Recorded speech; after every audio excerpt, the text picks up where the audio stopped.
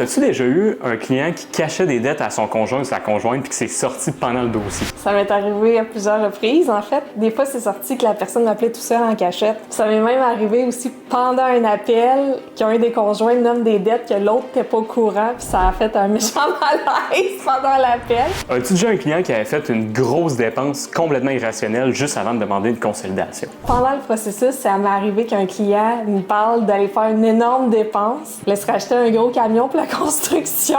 Puis on était rendu à 2 semaines avant le notaire. J'ai dit non, ça va aller après.